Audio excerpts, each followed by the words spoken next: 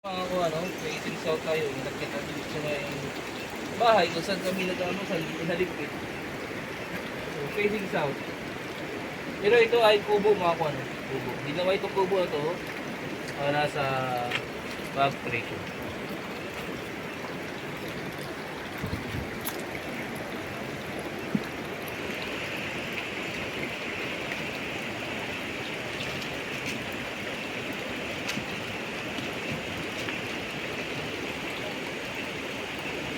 So, mga kung ano, dito siya, dito, so, ito, papaliwanag ko sila. Yung sign na yan, huwag natin.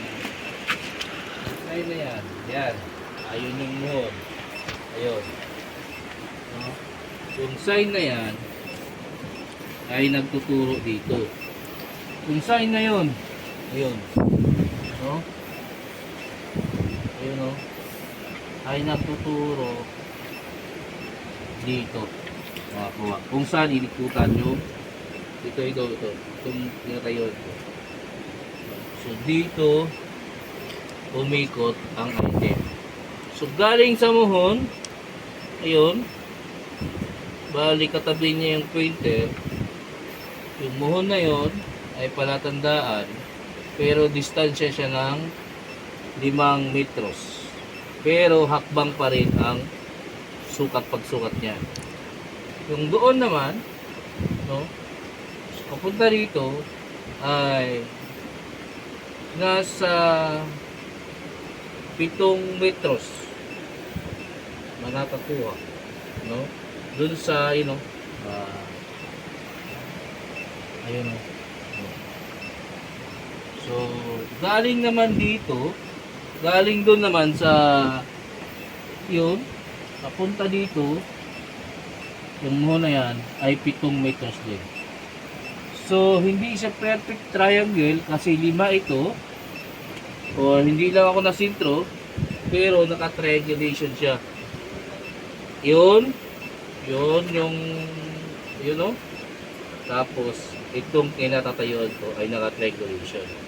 So yung dalawang yan, puro siya mayroong pointer. Ayun. Yung landmarker na tinatakpan ng puno noon, no? Yung BL, tinatakpan pa kasi ng puno yan noon. Tapos katabi niya yung biak na bato na parang arrow. Tapos yung isa ay yung B na arrow ang puwitan ay nakaturo din dito. So yung sa baba na pinag-aanuhan ng tubig yun, kung saan naman umaagos yung tubig, ay dito siya nakaturo sa hinukayan. So nandyan yung side na parang U, no? U. At andito yung bilog sa baba nito ng hagdan, yung parang maliit na balon dito. So magkatabi ang dalawang yan at dito. Ayos?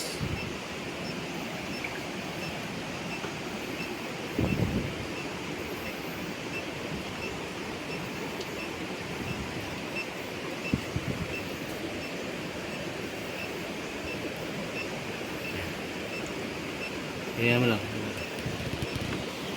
1, 2, 3. Ay, tubang manis ko ah. Ha?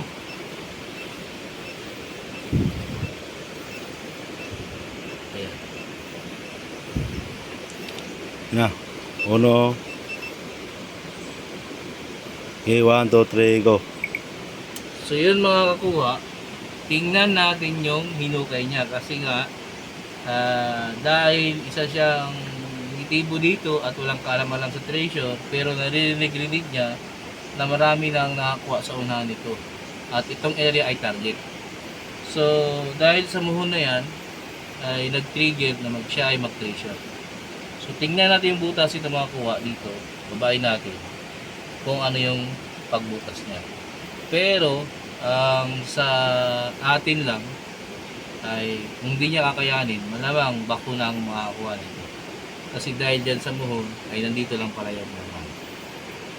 Tingnan natin mga kuha ang hinukay niya.